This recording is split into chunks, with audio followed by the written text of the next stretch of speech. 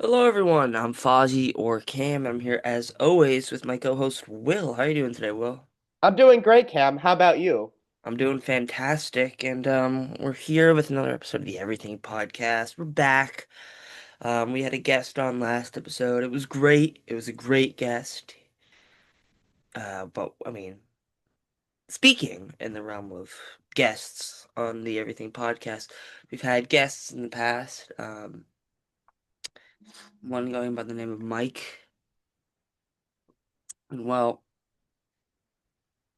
once again, he's been suspended from the podcast, just countless messages acting like he is part of the podcast, and I'm just not okay with that. And this message is mostly geared to directly towards him. I don't accept this behavior.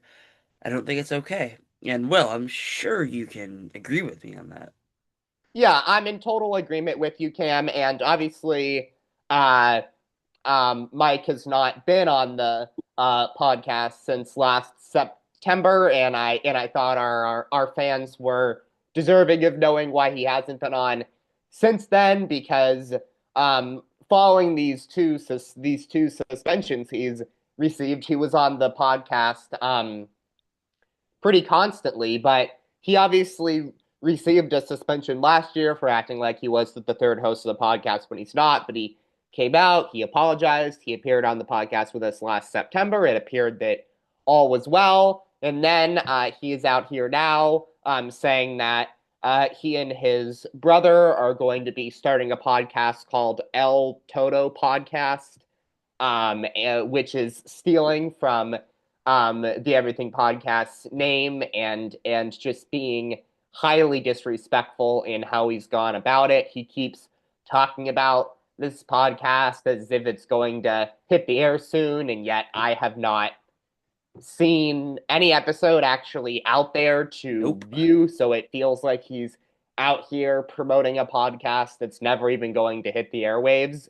So I just thought our fans were deserving of knowing of why he hasn't been on the podcast since last September. And what's so disappointing is that Mike is one of the best guests that we've ever had on this podcast, in my opinion. He has great insight and great things to add to our discussions every time he's on the podcast. But as you said, this behavior will not be accepted. If you want to no, be a guest on the Everything podcast, you could not be doing behavior like this. Mike earned a suspension last year and was not allowed back on the podcast until he apologized for his behavior. Same protocol here. Mike for will sure. not be back on the Everything podcast until he apologizes for this latest atrocious behavior.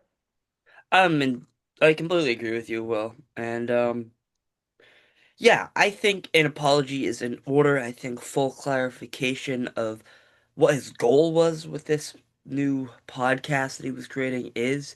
What were his intentions? Were they truly to create his own podcast and branch out?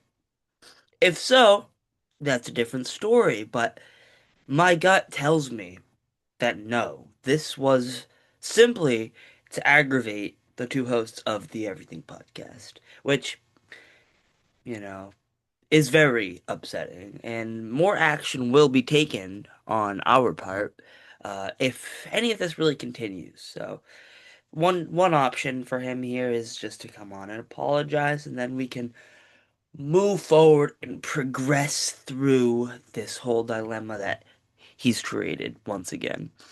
But moving past that kind of dark spot in the Everything Podcast universe, moving past that, we have some changes here. We're filming this episode on a completely kind of different setup. So if there are any technical glitches or anything like that, or if you notice why my camera looks pretty horrible, that would be why. Just changing some stuff up, switching computers. Um, my computer that I'm on currently doesn't allow me to use the camera, which I would usually use, which, I mean, was never that great of a camera. But this is just a slight downgrade, but so, I mean, that's just a heads up. So get used to that. Also, there is a slight chance that you might not get the video for this podcast.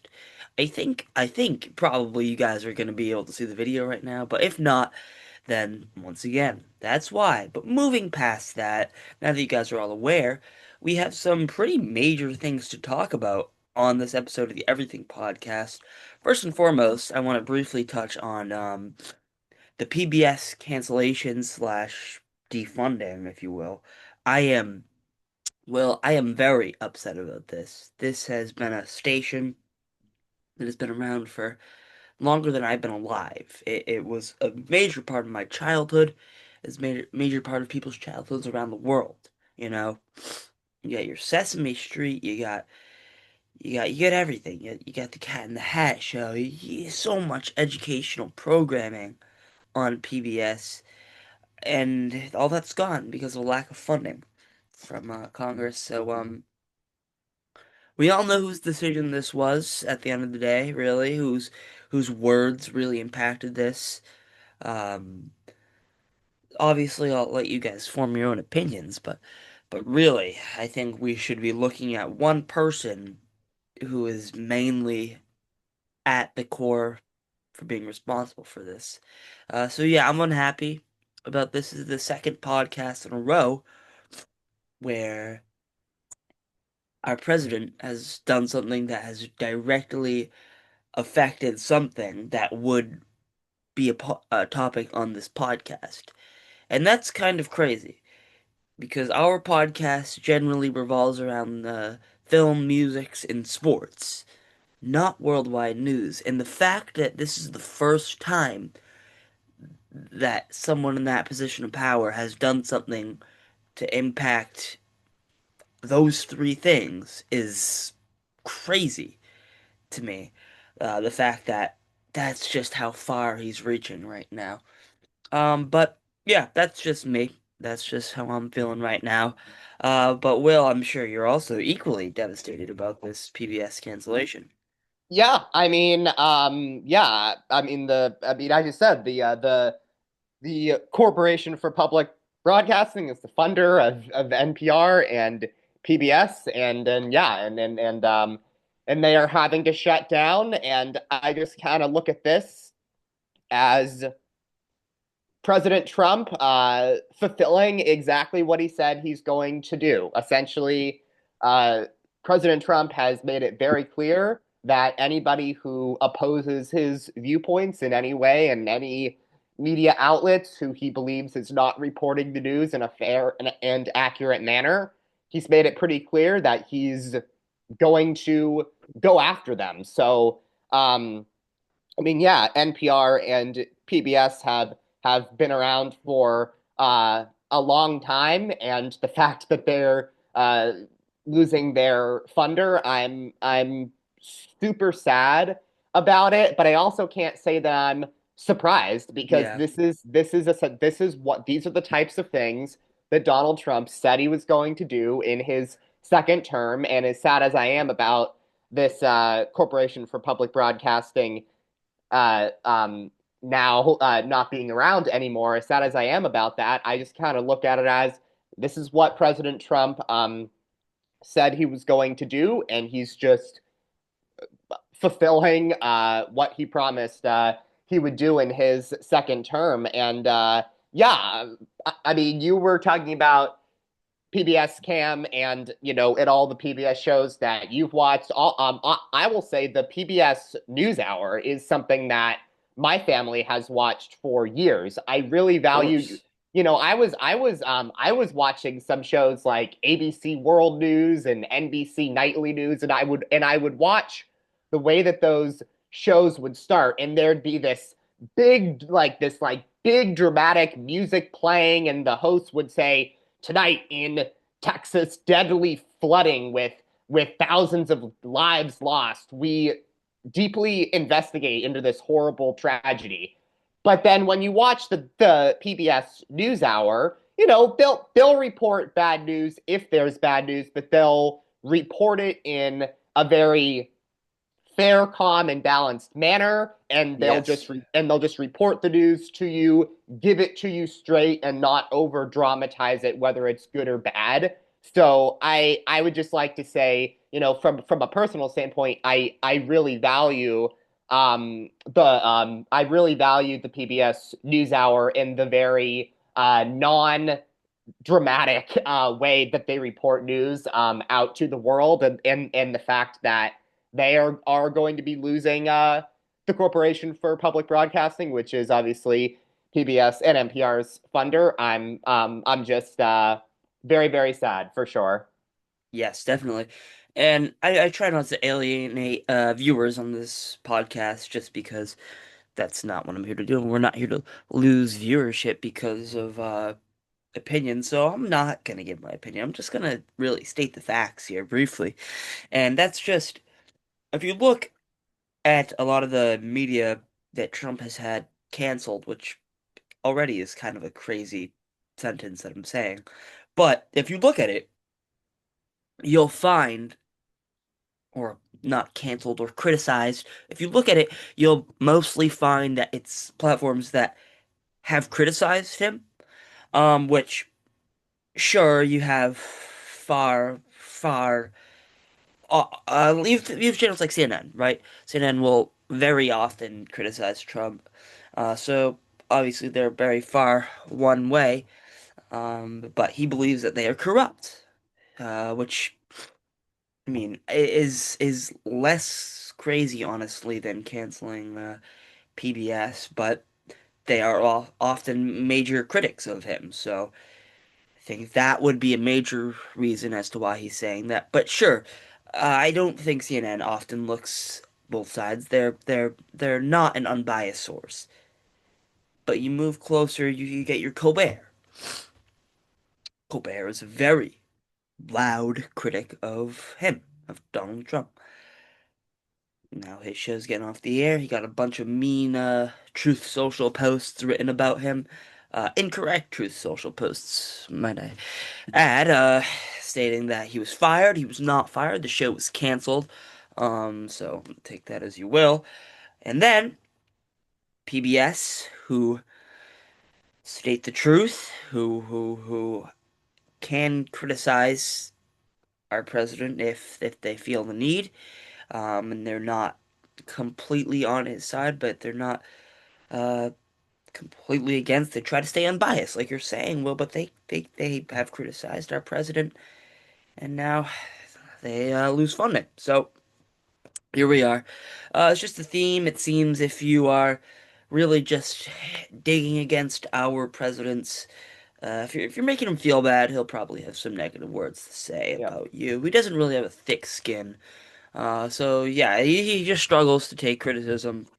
So, and if you criticize him, he'll end your show, which seems like a crazy thing, but it's the reality we're living in. But moving on from that, we both saw Fantastic Four this past weekend, or maybe it was two weekends ago. I don't know. But I really had a fun time with this, Will. I think sure, formulaic movie, yes.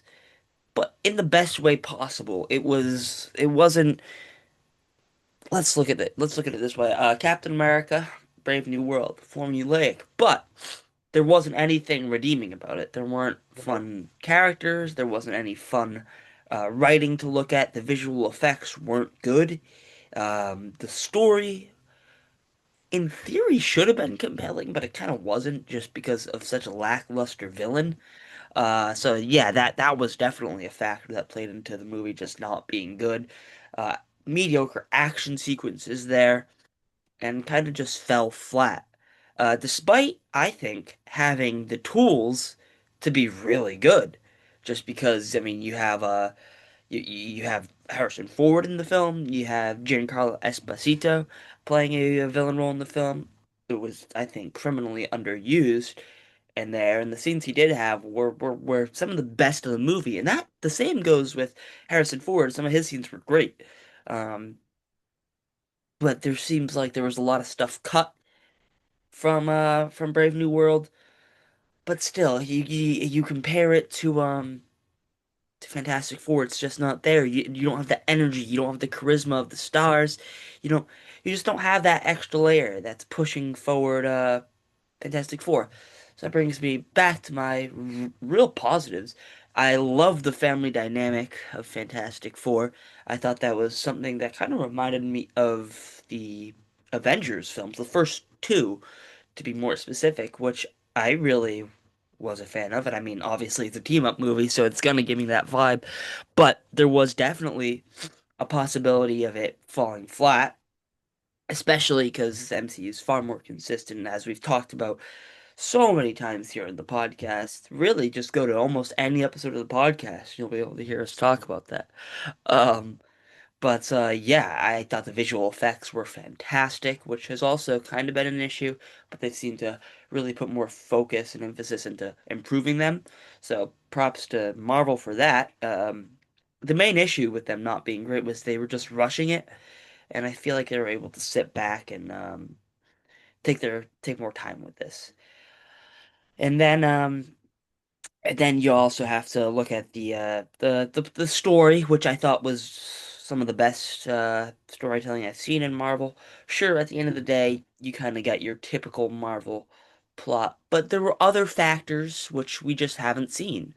Um, we haven't seen that Silver Surfer character in an MCU movie, so that added a nice twist to the story, especially about with the ending of the film.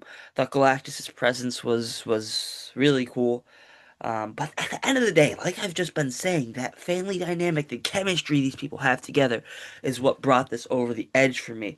There's not a lot of chemistry between people and the Brave New World movie. Not at all.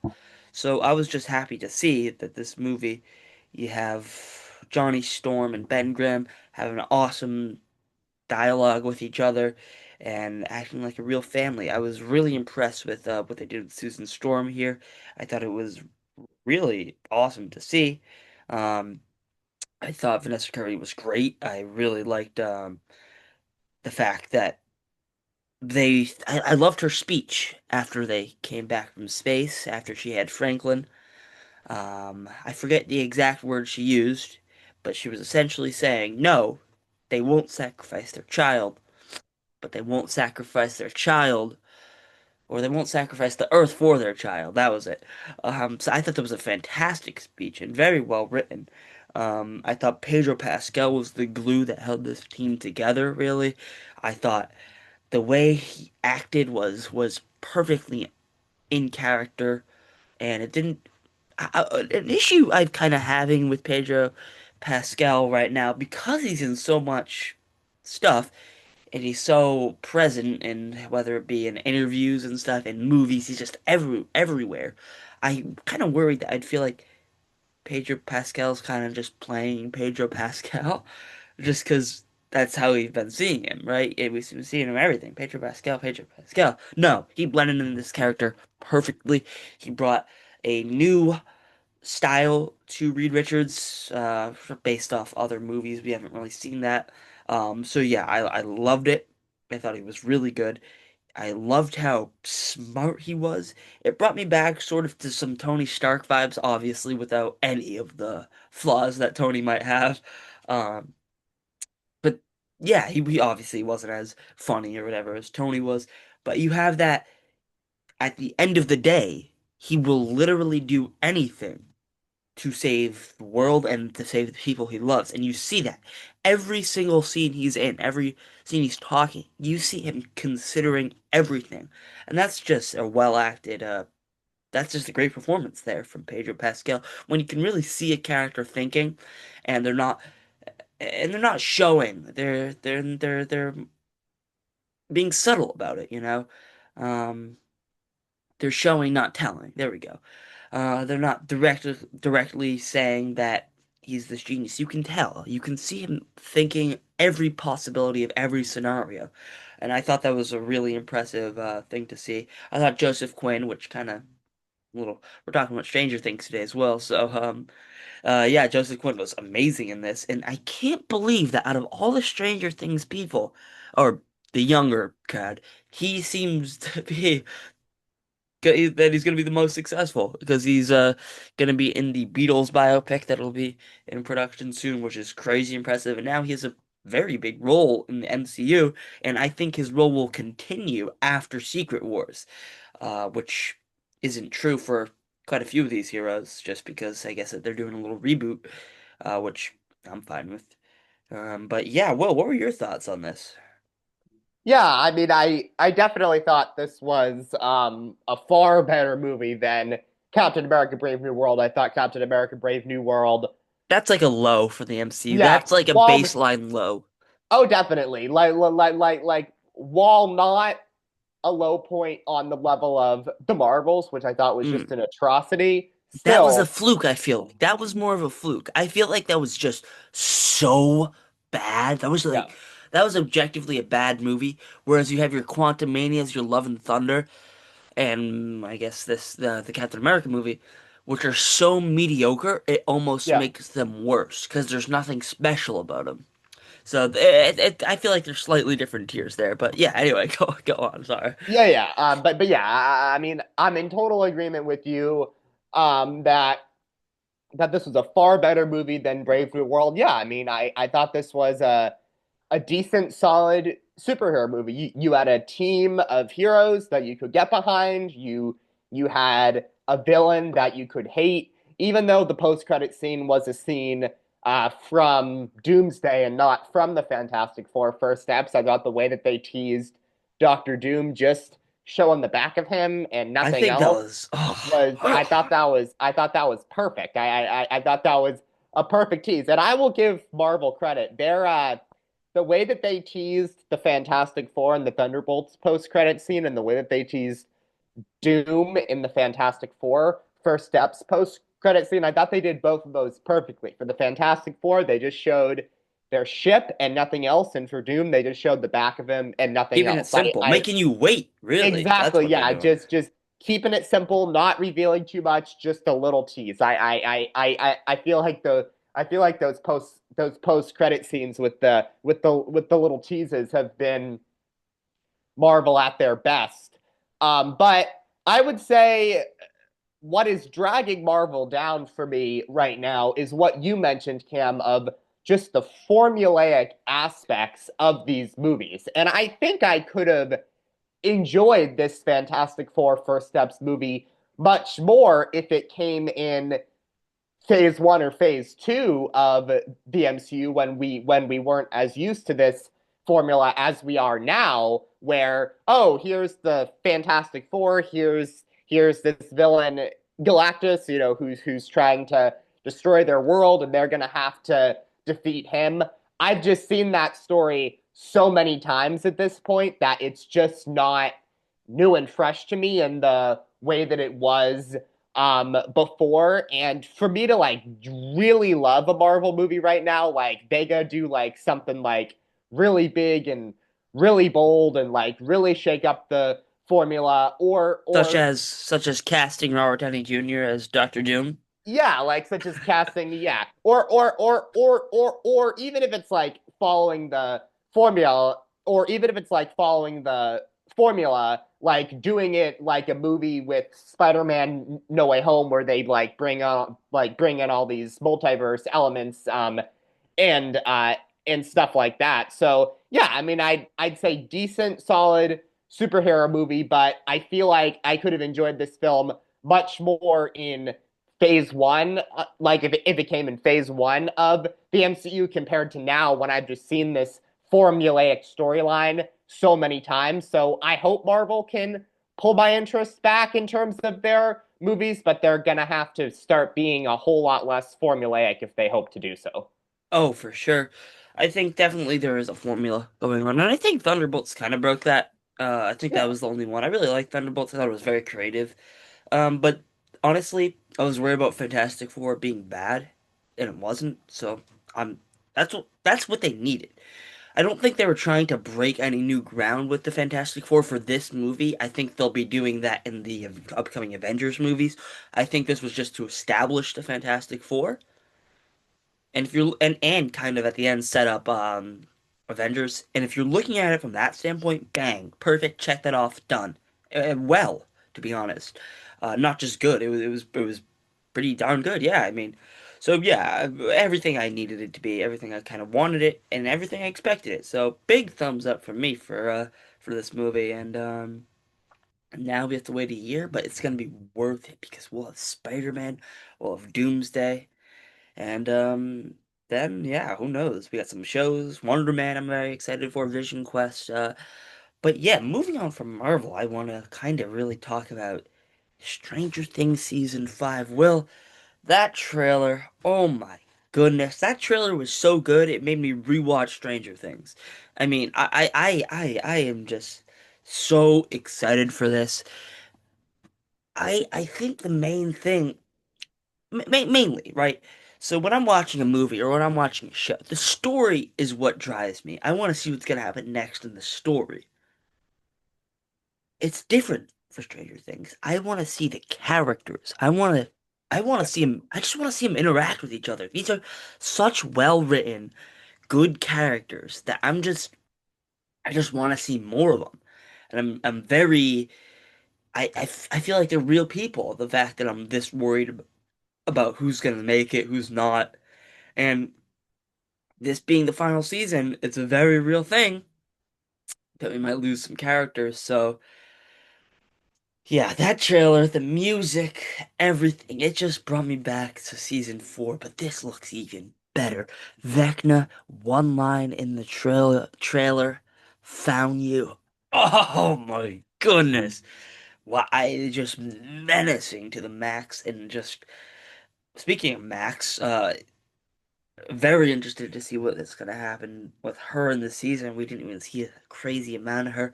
11 looks like she might be flying this season. I don't know if you saw that one shot, Will, but it looks like some new powers are being unlocked there. I'm glad David Harbour's Hopper is going to be back to interacting with not just Joyce and Murray in this season, which don't get me wrong, season 4 is my favorite season of the show, but obviously I love when like say when he's interacting with Mike, that's all hilarious. I like when he's with 11, and every shot of Hopper, I feel like he was kind of with 11. That's really cool. Um, we saw some new pairings, such as Will and Robin in the trailer. So I'm glad that they're going to give some characters who haven't interacted a lot a chance to interact. I mean, because this is their last chance to do it. So yeah, and Joe Keery. I, if they kill Steve, well, I don't know what I'm gonna do. He was the first shot in the trailer, and if that mean I just see theories that oh Steve's dead, and that shot of Will Byers screaming run Mm-hmm. in the leaked footage. It's Steve, you have to run. I will. I don't know what I'll do. Especially if they kill him early in the season, I'm gonna be upset because he's part of the reason I watch the show at this point. Him, Dustin, Robin are part of the reason that I love the show so much. They are like I was watching season 3, I was fast forwarding. Not that I didn't like it, I just wanted to get to see Dustin and Robin. They have such good chemistry together and they're so funny and entertaining to watch. So and I hate to be like, oh, jumping on the hype train, but it's a hype train for a reason. So yes, that trailer built my excitement like crazy. Well, I mean, I'm sure you are equally excited as me for this movie or season. Oh yeah, I thought it was an excellent trailer. I think this will be another phenomenal season of Stranger Things. I think all the other seasons are phenomenal, and I think unlike Cobra Kai season 6, they have more story to tell. So Oh yeah, I 100% believe this will be a phenomenal season until it gets proven to me that it's not. My faith in the Duffer Brothers is just too strong.